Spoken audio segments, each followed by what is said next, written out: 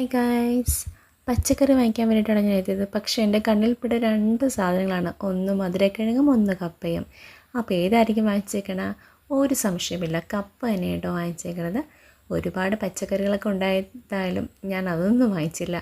കപ്പ വാങ്ങിച്ച വീട്ടിലേക്ക് എത്തി കേട്ടോ. കപ്പയുമായിട്ടൊരു മൽപ്പിടുത്തം നടത്തി. കത്തിക്കാണെങ്കിൽ മൂർച്ചയില്ല, എനിക്കാണെങ്കിൽ ഒട്ടും ക്ഷമയില്ല താനും.